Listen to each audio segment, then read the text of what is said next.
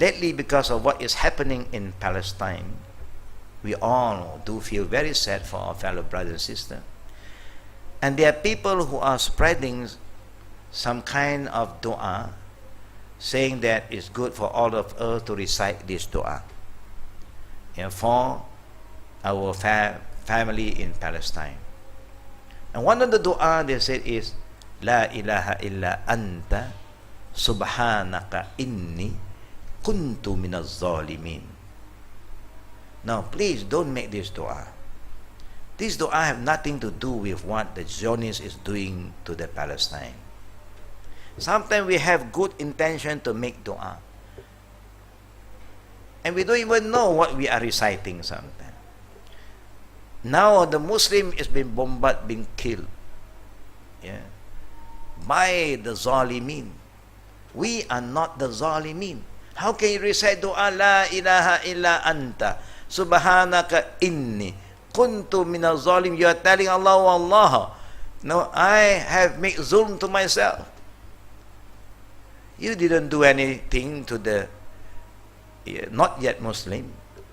You didn't cause any unrest to them. They are the one who have been attacking you. How can you just ask Allah to forgive you because you have commit zulm to yourself? This is the dua that Allah taught to Prophet Yunus alayhi salam, who abandoned his people. After calling them to Allah, they do not respond to his invitation. They do not respond to his da'wah. So he was a bit frustrated, being a human. He was so frustrated. So he said, enough. I'm not going to take care and look to this group of people anymore. I'm going to move to another island and look for another group of people. So he left. He left that island to another area. On the way to the other area, he was on the boat as a guest of honor to the boat owner. The boat owner knew who is Yunus. But halfway, Allah Al-Karim, Al-Hayyun, Al-Qayyum command the sea not to allow this boat to move forward. Even the wind is there, people are just rowing, but it do not move. Keep on going around and make tawaf. He want the boat to go straight, but Allah make the boat making tawaf in the middle of the ocean. Allahu Akbar. Now this is the first experience all the people have.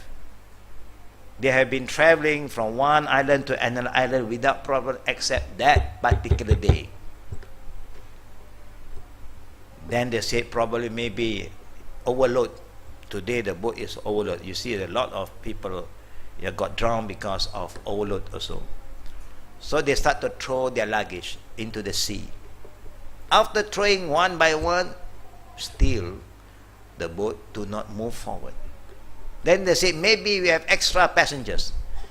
We should command some of them to jump into the sea. At that time, the lifeboat, they don't have life vests like today. You just have to jump and swim. So they say, who is among us today who is a new passenger? The rest have been seasoning, traveling, except Yunus alayhi salam. They look at him, you look new to us.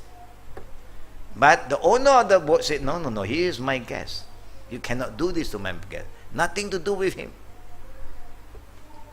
So all of them agreed to go for a pool. Let us write some number or anything they used to do. Let us throw and see whose number come up, he have to jump into the sea. Everybody agreed.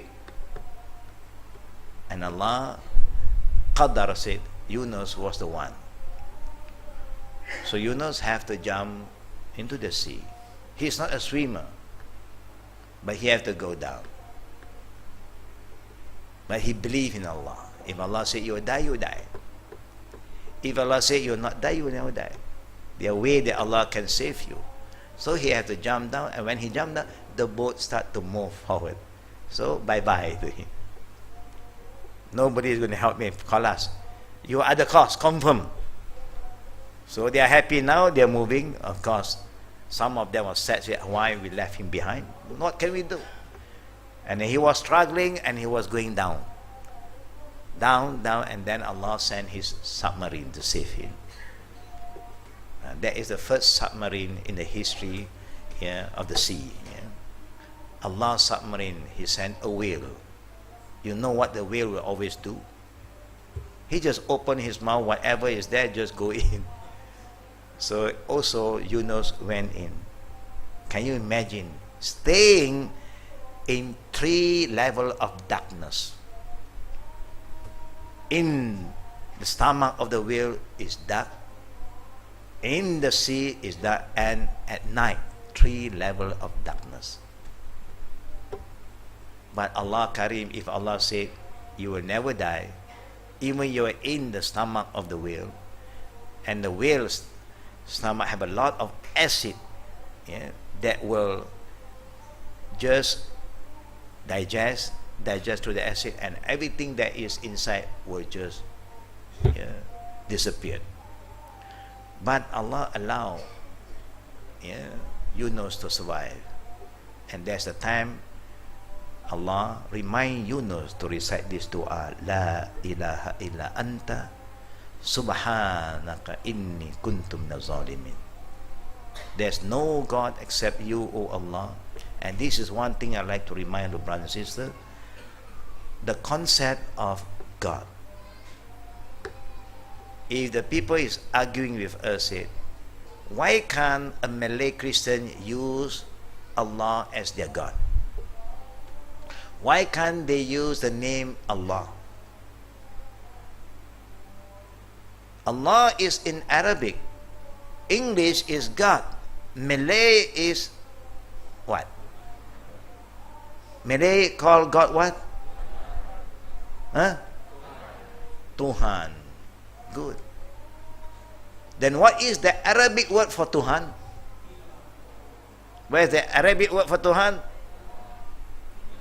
Ilah. Yeah, ilah. You don't say Allah is the word of Tuhan. No.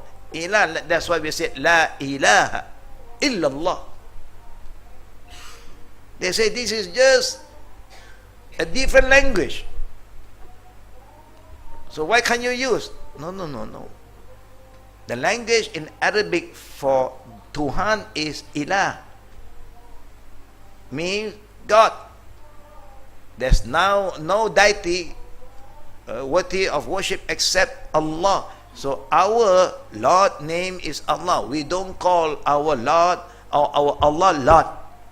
No, we call Allah. So if they just argue about it is just a matter of language. No. It's the name, nothing to do with language. So Allah is taught Yunus to say, La ilaha illa anta. There's none worthy of worship except you alone, Allah. He used the word damir, anta, means Allah. Subhanaka, inni. Glory be to you, O Allah. Indeed, I have committed zulm to myself. That's the meaning of La ilaha illa ant, subhanaka, inni kuntu minaz zalimin. So that our Palestinian brothers and sisters don't have to recite this dua. The Qunut Nazila also don't have this dua. It's something that we must ask Allah to protect the Ummah, and also may Allah subhanahu destroy the enemy of Allah than the enemy of mankind.